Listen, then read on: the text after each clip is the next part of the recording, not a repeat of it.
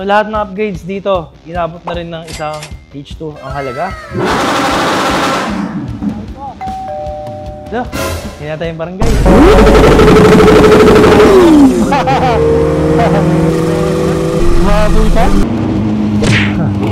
So, total to mga 330 horsepower. And yung H2R kasi nasa around 310 lang siya. So, basically, mas mabilis na to sa H2R.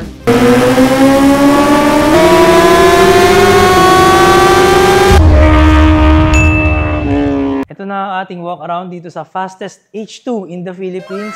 So, lahat ng upgrades dito, inabot na rin ng isang H2 ang halaga. So, unang-una rito makikita natin is the fairings. Complete carbon fairings. Kasi yung stock H2 carbon, ito lang yung carbon sa kanya. Yung front cowling lang. So, dito, makikita natin pati ito. Pati yung side fairings. Lahat na talaga. Mas nilagyan siya ng H2R winglets, kagaya ng H2 natin. Pero ito, pati yung front fender niya, carbon, side fairings. Pati lahat ng kanyang inner plastics. Pati yung tank shroud, naka-carbon na rin. Pati yung subframe cover. Carbon na lahat. Pati yung tail and fire hugger and chain cover. Kaya ito, humingi tayo na listahan dun sa may-ari, kay Nick. Shoutout kay Nick. Sobrang dami niyang nilagay dito. Hindi ko kayang i-memorize lahat. Dito, nasa 330 horsepower na siya. Stage 3. This is a 2022. So, nauna siya sa atin nagkaroon ng H2 carbon. Kasi sa atin 2023. Tapos naka H2O intercooler set sa makikita natin dito. Kasi yung stock daw, plastic lang. Turbo Smart Blow-Off Valve na siya. So, yun yung naririnig nyo kapag nagmi-minor tayo, nag-close tayo ng throttle, yung psst, parang tatawag ka or sabi nila, sheesh, mga ganun daw.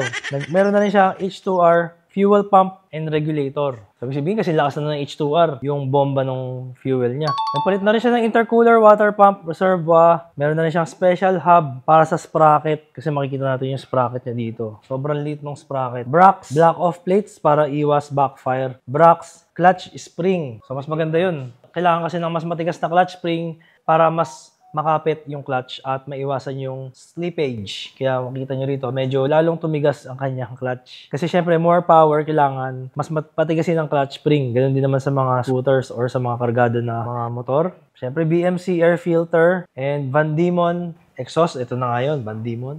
Made in Australia.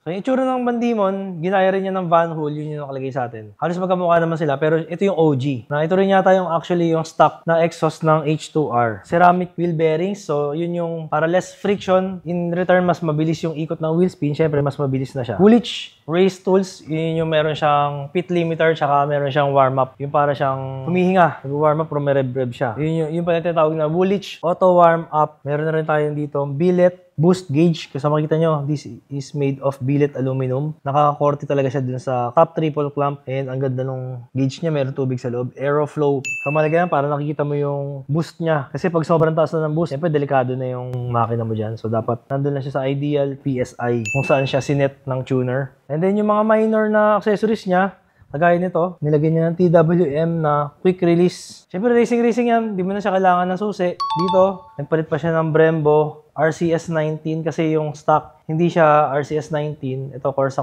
na siya. Pero maganda rin naman, pero gusto pa talaga niya palakasin yung preno, kaya siya nagpalit ng RCS19 na brake master pump. At ginawa niya, nagpalit din siya ng para sa clutch. RCS16 naman to, clutch master. Para terno nga naman na parehas na black na Brembo. Parehas na, kita mo, pogi niya, pati yung clamp niya. Clamp bracket niya, may logo ng Brembo. Terno, di ba? Talagang unli budget. Yun ang kasarapan ng unli budget. Tsaka ito yung gustong-gusto ko. Pwede ko bang ilipat sa akin to? Zero gravity, smoke windscreen na pwede ka magtago kasi yung stock, ang baba lang hanggang dito lang. Ito, mga 3 inches yung tinaas niya. Ito, meron pa tayong Sigma na MC10. Maganda rito, makikita mo na yung speed mo via GPS kasi alam niyo naman yung mga manufacturers, ang limit lang nila is 299. So yan yung gentleman agreement lang lahat ng manufacturers na hanggang 299 lang ang reading regardless kung lumagpas ka. Kaya ito naglagay si Nick ng Sigma na GPS speedo para makikita mo kung lumagpas ka na ng 299, malalaman mo kung nasan ka na. Yung gulong niya ngayon, Super Corsa SP. Yung dati kasi, na-stock, naka-Bridgestone RS11. Yung supercharger gears niya, pinalitan na ng stage 3, so mas malaki na. So yun yung parang turbocharger din itsura na merong impeller sa loob. And yung radiator niya, kita nyo, dalawa na. Meron pa siyang isang radiator doon sa harapan. para mas efficient cooling. Kasi syempre, kung mas mataas yung horsepower, mas mainit yung makina. So nakita nyo naman sa Dyno Pro Philippines leaderboard, all-time leaderboard. Ito yung pinakamabilis na motorcycle na na-dyno doon sa Dyno Pro Philippines at 280 wheel horsepower. Yung wheel horsepower kasi yun yung meron ng gulong. So yung sukatan ng mga manufacturers is nasa crank horsepower. Sabihin wala pang gulong, makina pa lang yun na kinabitan nila sa dyno. So kung i-convert mo itong wheel horsepower into BHP or by horsepower. So tumototal to mga 330 horsepower. And yung H2R kasi nasa around 310 lang siya. So basically, mas mabilis na to sa H2R. And nagustuhan ko pa dito. Ito yung pinakamurang upgrade dito. Makikita nyo yung side mirror niya. Ayan, nagagalaw-galaw pa yan. Sa maraming reklamo sa akin, wala raw side mirror yung H2 ko. So ngayon, pwede na lagyan. Nag-order na ako actually, kaso ang tagal ma-deliver. Kaya ito pinakamura sa lahat. So parang around lang yan. Mga wala pang 300 pesos. Umorder na ako ng 2 sets pa, sigurado. So yung bracket niya, ang ganda. Ang galing na ginawa ni Nick dito, kaya gagayahin ko. Ito yung sabitan lang yata ito ng mga accessories sa CR, sa bahay. Ito yung pinaka pampawide fish islands para sa mga kotse. Kinabit dito sa bracket na pang bahay. Kaya maganda. Sobrang kapit daw. Kahit tumakbo ka ng top speed, hindi ko na sabihin kung ilan yun. Kung top speed ka, hindi raw mahuhulog. So, susubukan natin. And syempre, marami naghahanap ng soundcheck. Bandimon full system, di kasi natin sa soundcheck nung nakaraan eh. Wow!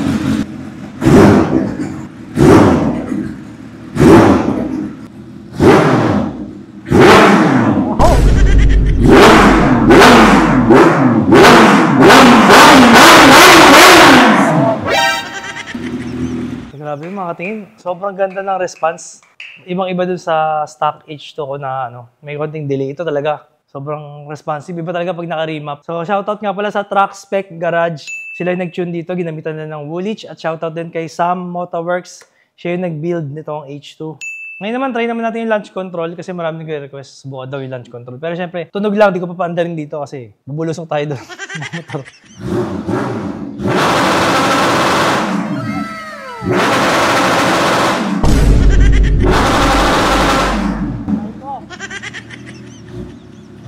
H2, fastest in the Philippines.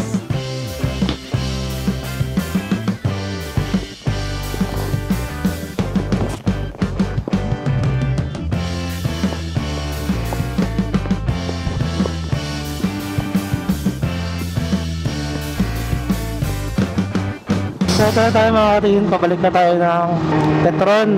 And today, subukan natin i-ride tong H2 kung gaano siya kasarap gamitin. Pero bago natin subukan, paggamit mo muna natin kay Sir Nick kasi siya yung masanay dito. Lalagyan natin siya ng Insta360 para makita natin yung paano yung performance na ito. Okay naman. Inagaan ko na rin. Doon, okay na rin. Lecture. Lecture, pwede na. Oo. Ikaw muna rito. Ikaw muna sa H2. Pag uwi na lang ako. Ako muna sa H2? Pagdating doon. Lagyan kita ng Insta360. Kasi, mas malakas ang loob mo sa akin eh. Mas maganda yung footage pag ikaw sumakay. So, ito. Nick ang gagamit ng H2 niya. Sa atin tong ZH2. Kasi mas maganda yung performance kapag siya gagamit eh. Gusto natin makita. So nasa kanya yung Insta360. Alright. Puntang ka din Nick. Shoutout Nick Sans. YouTube page ka muna ni Sir Nick Sans.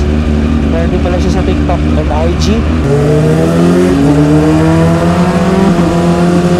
Nasa mirror pala ako. Hindi pa ako sa kabila. Parang yung super charge. Wala na siya isa na sisipan nila dito.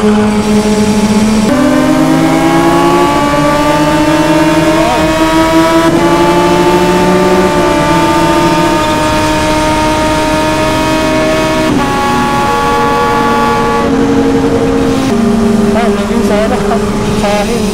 Buhay matangyan eh.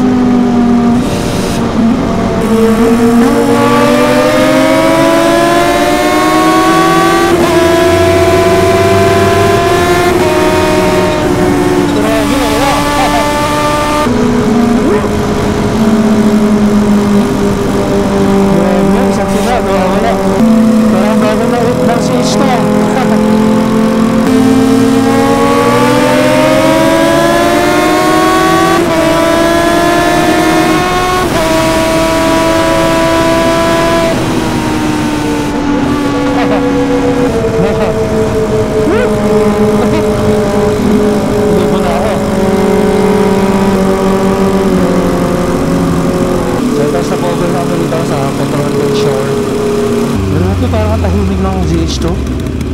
Mawala yung tunog eh. Dali parang e-bike. Sa lakas ng exhaust ng Van Demon tsaka ng H2, no? Parang iisi ng kalsada. Kada piga mo, nagiging tuldok eh. Sabi ko, bagal pala ng CH2. Di makahabol eh. Full throttle na. Nawawala pa rin yung H2. Sana ako magdadrive pa uwi. Kaso, ayun nga. Hindi naasahang pagkakataon. Pero may next time pa naman. Lalo pag nakabintan ni Sir Nick yung additional na parts. Kailan ba darating Sir Nick yung yung camshaft? Secret. Ayun. Marami na katon eh, kaya muna tayo. Chill ride na lang muna tayo ngayon. Thank you Sir Nick sa experience. Lang tayo, mga takbong 80.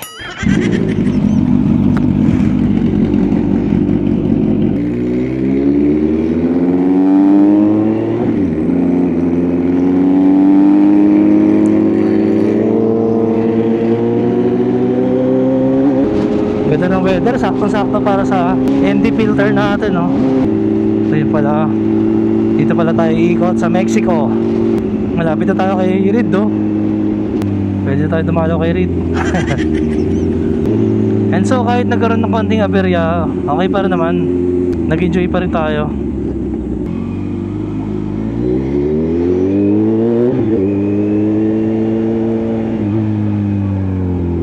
Pero tong CH2 solid na solid din.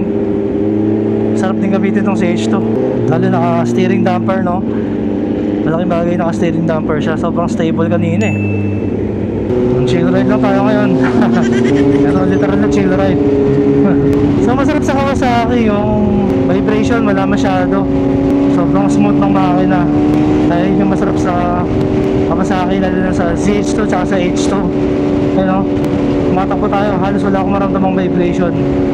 Ganun siya ka-smooth, ganun siya ka-solid.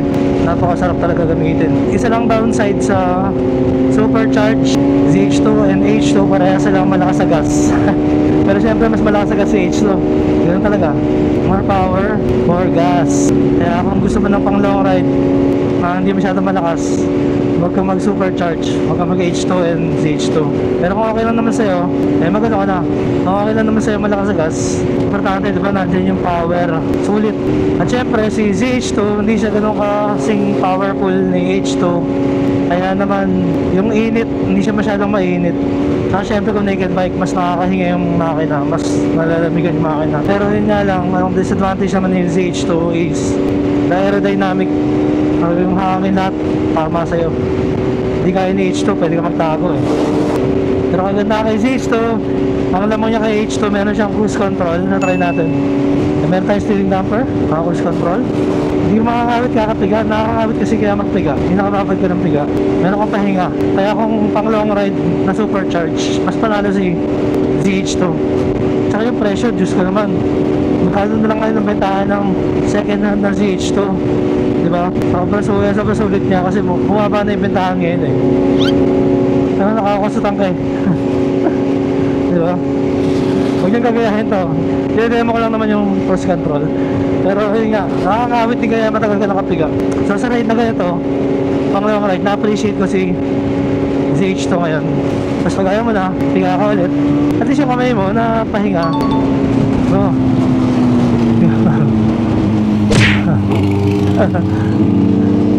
nakatakot ng fist bump eh.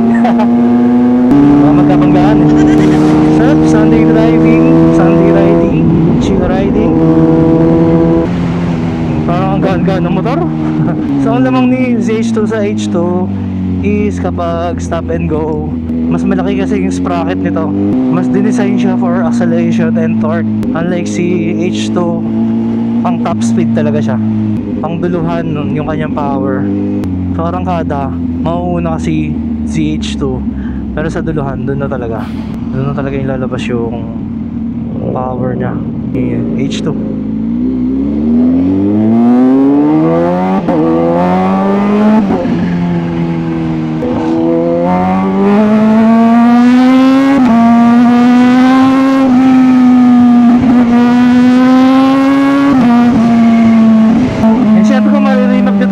Mas lalo pa itong lalakas at lalo magiging magiging mas responsive. Malaki ang ma-unlock dito na power. Kaya kung meron kang CH2 at yung may budget ka, mas maganda rin magpa-remap talaga.